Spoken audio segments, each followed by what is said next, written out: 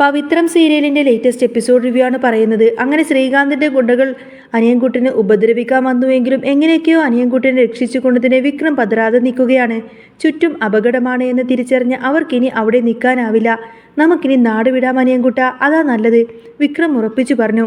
അങ്ങനെ ജോസഫിനോടും രാജേട്ടനോടൊക്കെ യാത്ര പറഞ്ഞു കൊടുത്തിനെ അവരെ അവിടെ നിന്നും രക്ഷപ്പെടാണ്. ഇതേ സമയത്ത് തന്നെ മറുഭാഗത്ത് ശ്രീകാന്ത് കട്ടക്കരിപ്പിലായിരിക്കും. ഇൻസ്പെക്ടറുടെ മുഖത്ത് നോക്കിക്കൊണ്ട് അവൻ ആക്രോശിച്ചു. സർ, ആ വിക്രം അനിയൻകുട്ടിനെ കൂട്ടിക്കൊണ്ട് മുങ്ങിയിട്ടുണ്ട്. പുളിക്കലെ തീർത്തത് അവൻ തന്നെയാണ്, അതുകൊണ്ടാ ഈ ഓട്ടം. സത്യങ്ങൾ പുറത്തു വരുമെന്ന് അവന് നല്ല പേടിയുണ്ട്. എസ് ഐ സംശയത്തോട് ചോദിച്ചു. ഇനി അവനെ എങ്ങനെ പൊക്കുമെന്ന്. ശ്രീകാന്ത് പുച്ഛത്തോടെ അങ്ങ് ചിരിച്ചു.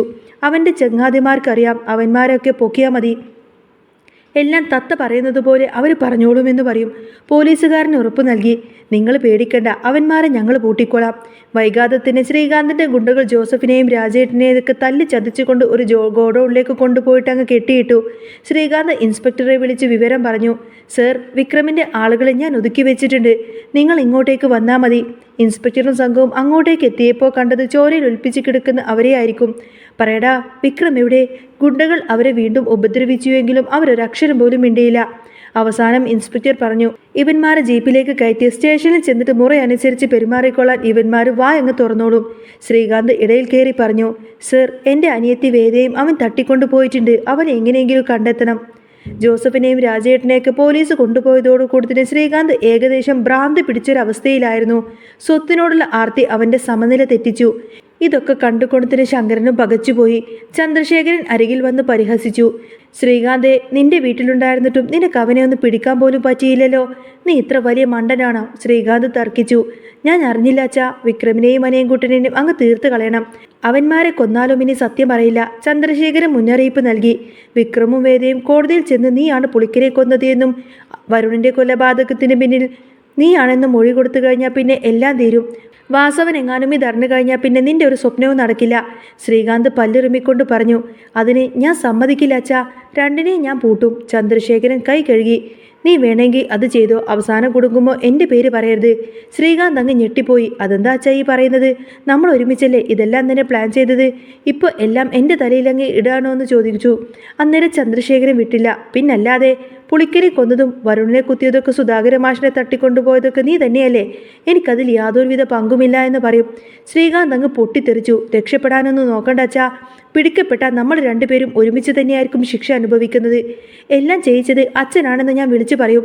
ചന്ദ്രശേഖരൻ ഭയത്തോടെ പറഞ്ഞു. നീ വേഗം അവന്മാരെ തീർക്കാൻ നോക്ക്, വാസവൻ അറിഞ്ഞാൽ പിന്നെ എൻ്റെ ജീവൻ അങ്ങ് പോവും. ഇതേ സമയം ദീപ്തി വാസവനെ കണ്ട് സത്യങ്ങളെല്ലാം തന്നെ പറയാൻ തീരുമാനിച്ചു. അച്ഛ, യഥാർത്ഥ കുറ്റവാളിയെ കണ്ടുപിടിച്ചില്ലെങ്കിൽ അവർ വിക്രം ചേട്ടനെയും അനിയൻകുട്ടനെയും അങ്ങ് കൊന്നുകളയും. അവൾ കരഞ്ഞുകൊണ്ട് പറഞ്ഞു.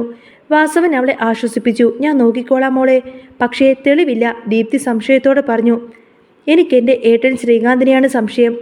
വിക്രം ചേട്ടൻ്റെ അച്ഛനെ തട്ടിക്കൊണ്ടുപോയതും വേദേച്ചിയെ ഭീഷണിപ്പെടുത്തിയതെല്ലാം തന്നെ ശ്രീയേട്ടനാണ്. എനിക്കും വരുണുമിടയിൽ നിന്നതെല്ലാം തന്നെ ഏട്ടനല്ലേ? വാസവൻ അങ്ങ് അമ്പരന്നു. എന്ത്, ശ്രീകാന്തോ? അവൻ അങ്ങനെയൊന്നുമല്ലല്ലോ എന്നോട് പറഞ്ഞത്. നീ പേടിക്കേണ്ട മോളെ, സത്യം ഞാൻ കണ്ടുപിടിക്കും. ദീപ്തി വരുണിൻ്റെ ഫോട്ടോ നോക്കി വിതുമ്പിക്കൊണ്ടതുകൊണ്ട് തന്നെ അവിടെ നിന്നും പോയി. വാസവൻ്റെ ഉള്ളിൽ സംശയത്തിൻ്റെ കനലുകൾ എരിഞ്ഞു തുടങ്ങി. അപ്പോഴാണ് സജി വരുന്നത്.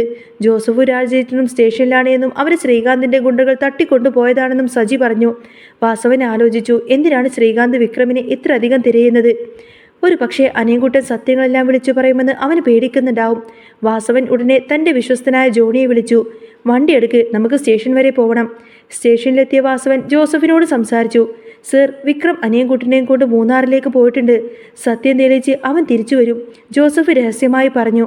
വാസവൻ മറുപടി നൽകി. നിങ്ങൾ തൽക്കാലം ഇവിടെ നിൽക്കുന്നതാണ് സേഫ്. പുറത്തിറങ്ങിയാൽ അവർ നിങ്ങളെ കൊല്ലുമെന്ന് ഭീഷണിപ്പെടുത്തി സത്യം പറയിപ്പിക്കും. ജോസഫ് സമ്മതിച്ചു. ശരിയാണ് സർ, ശ്രീകാന്താണ് ഇതിൻ്റെയൊക്കെ പിന്നിലെന്ന് വിക്രം പറഞ്ഞിരുന്നു. വാസവൻ ഉറപ്പിച്ചു പറഞ്ഞു. അവനാണ് ഇത് ചെയ്തതെങ്കിൽ കോടതിക്ക് വിട്ടുകൊടുക്കില്ല, ഞാൻ തന്നെ അവനെ ശിക്ഷിക്കുമെന്ന് പറയും. തിരികെ കാറിലേക്ക് കയറുന്നതോടുകൂടി തന്നെ ജോണി ചോദിച്ചു. സർ, അവർ എവിടെയാ പോയത്? വിശ്വസ്തനായ ജോണിയോട് വാസവൻ പറഞ്ഞു അവർ മൂന്നാറിലുണ്ട് എന്ന്. എന്നാൽ വാസവൻ അറിയാതെ തന്നെ ജോണി ഒറ്റിക്കൊടുക്കുകയായിരുന്നു. ജോണി ഈ വിവരം ശ്രീകാന്തിനെ വിളിച്ചറിയിച്ചു. സർ, അവർ മൂന്നാറിലാണെന്ന് ജോസഫ് പറഞ്ഞു. ജോണി വിളിച്ചു പറയാണ്. ശ്രീകാന്ത് ഉടനെ തന്നെ അച്ഛനെ വിളിച്ചെങ്കിലും ചന്ദ്രശേഖരൻ അങ്ങ് ഒഴിഞ്ഞു മാറി.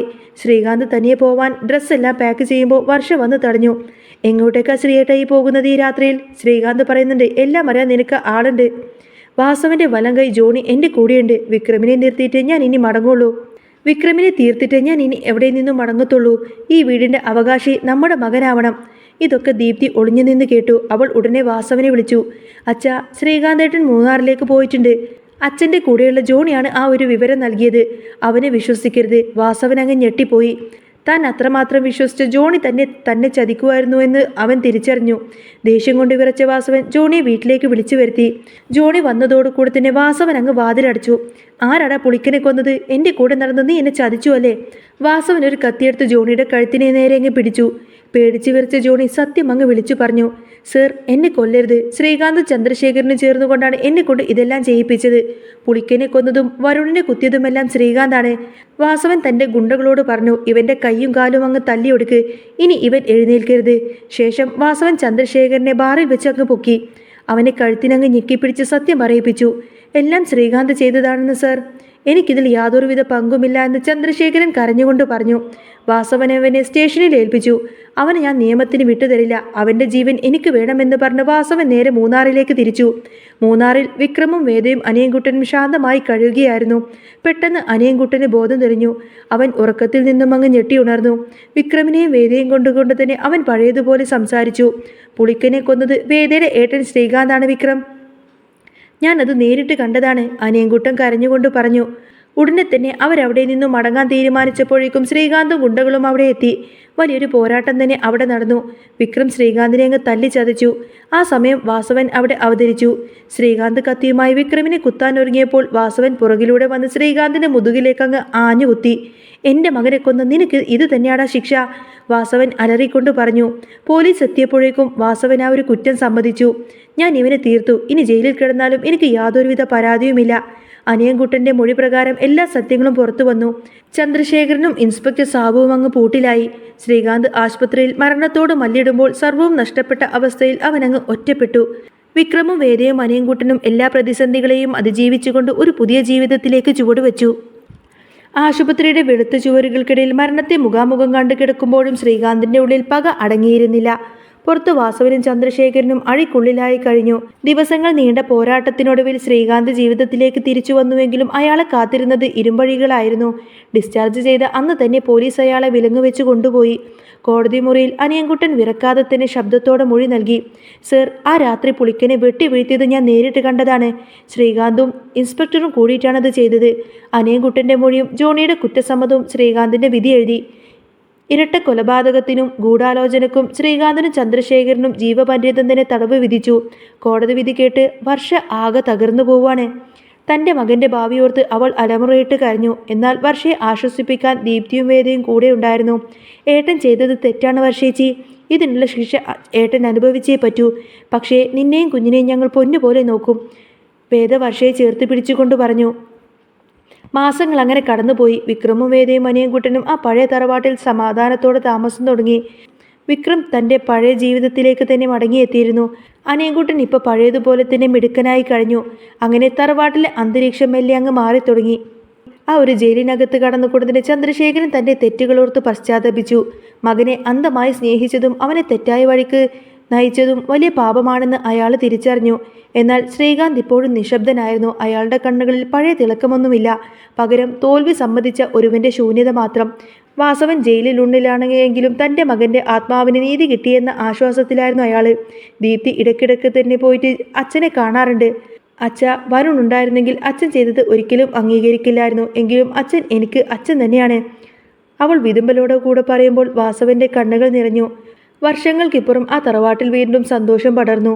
അങ്ങനെ കുറേ അധികം എപ്പിസോഡുകൾക്ക് ശേഷമാണെങ്കിലും വിക്രത്തിനും വേദക്കും ഒരു പെൺകുഞ്ഞ് പിറന്നു. അവൾക്ക് അരുണിമ എന്ന് അവർ പേരിട്ടു. അരുണിൻ്റെ ഓർമ്മക്കായി അവർ തുടങ്ങിയ ഒരു ചാരിറ്റബിൾ ട്രസ്റ്റ് അനേകം പാവപ്പെട്ട കുട്ടികൾക്ക് തണലായി മാറി. സജിയും രാജേട്ടനും ജോസഫും ആ കുടുംബത്തിലെ അംഗങ്ങളെപ്പോലെ തന്നെ അവരോടൊപ്പം തന്നെ നിന്നു. കറുത്ത നിഴലുകൾ അങ്ങ് മാഞ്ഞുപോയി. പവിത്രം എന്ന ആ ഒരു കുടുംബം സ്നേഹത്തിൻ്റെ പുതിയൊരു അധ്യായം അങ്ങ് എഴുതി ചേർത്തു. എത്രയൊക്കെ ചതിയും വഞ്ചനയും ഉണ്ടായാലും സത്യം ഒരു നാൾ ജയിക്കുമെന്നും സ്നേഹം എല്ലാ മുറിവുകളെയും ഉണക്കുമെന്നും കാലം തെളിയിച്ചു.